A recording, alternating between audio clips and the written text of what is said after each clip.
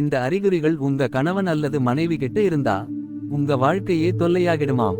அன்பு என்பது எல்லையற்றது. இது பெரிய சாதனைகளுக்கு ஊக்கமளிக்கும் காரணியாக இருக்கலாம் மற்றும் உங்களை சிறந்த நபராக இருக்க ஊக்குவிக்கலாம். ஆனால் அதற்கு வாழ்க்கையில் உங்களை விட முன்னுரிமை அளிக்க கூடாது. நீங்கள் அவ்வாறு செய்தால் அது ஒருவரை சார்ந்திருக்கும் மனப்பான்மையாக மாறும். அது உறவுக்குள் மிகவும் கடினமானதாக இருக்கும். உறவுகளுக்கு உடல் மற்றும் உணர்ச்சி ரீதியான நெருக்கம் தேவை. ஆனால் ஒரு நிலைக்கு அப்பால் எடுத்துக்கொள்ளப்பட்டால் அவை துணையை மூச்சு திணறச் செய்து உறவில் இருந்தே அவர்களை தள்ளிவிடும்.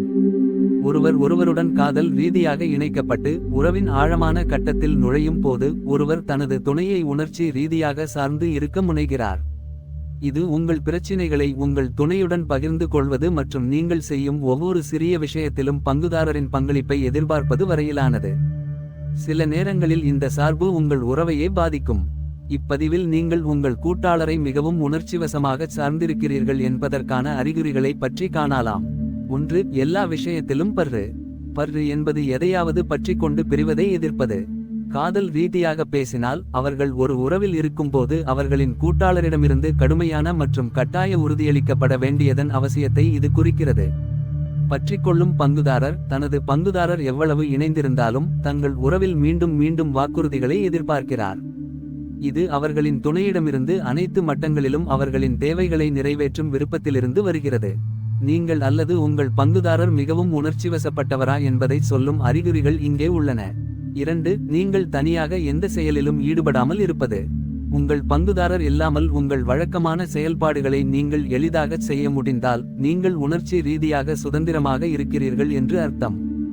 வழக்கமான சில பணிகளை செய்யும்போது அவர்களின் ஆதரவு உங்களுக்கு தேவை என்று நீங்கள் உணர்ந்தால் நீங்கள் ஒட்டிக்கொண்டதாக கருதப்படுவீர்கள். இந்த பழக்கம் உங்கள் இருவரின் அமைதியை கெடுக்கும். எனவே அந்த அணுகுமுறையை நீங்கள் ஏற்றுக்கொள்ளக்கூடியதாக மாற்ற வேண்டிய நேரம் இது. 3. துணை இல்லாமல் தனிமையாக உணர்கிறீர்கள். நீங்கள் நிச்சயமாக உங்கள் துணையுடன் இருப்பதை விரும்புகிறீர்கள். ஆனால் அதே நேரத்தில் நீங்கள் பெரும்பாலான நேரங்களில் வாழும் உங்கள் சொந்த உலகமும் உள்ளது. நீங்கள் உங்கள் துணையுடன் ஒட்டிக்கொண்டால் அவரை சார்ந்தே இருப்பீர்கள். நீங்கள் மிகவும் தனிமையாக இருப்பீர்கள். ஒரு கணம் கூட உங்கள் துணையின்றி இருப்பது உங்களால் தாங்க முடியாததாக உணர்கிறது.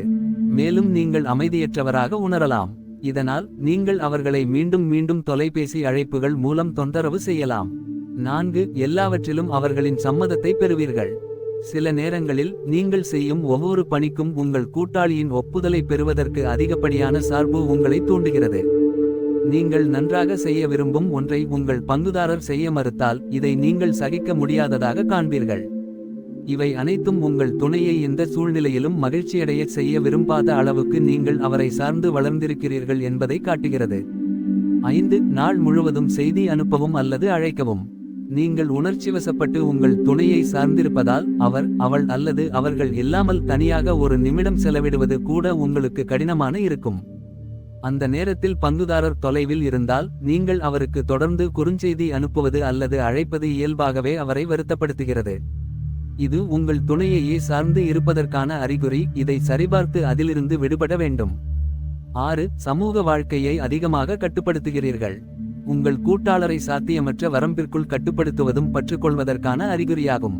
நீங்கள் ஒருவருடன் மிக நெருக்கமாக இருக்கும்போது அவரை இழக்க நேரிடும் என்ற எண்ணம் கூட உங்களை துன்புறுத்துகிறது. அப்படியானால் நீங்கள் அவர்களை பற்றி இருமடங்காக பேச முயற்சிக்கிறீர்கள் மற்றும் அவர்களை கட்டுப்படுத்த தொடங்குகிறீர்கள். அவர்கள் அதிகம் பழகுவதை விரும்பாமல் இருக்கலாம். மேலும் அவர்களின் ஒவ்வொரு செயலையும் நீங்கள் கண்காணித்து வருகிறீர்கள்.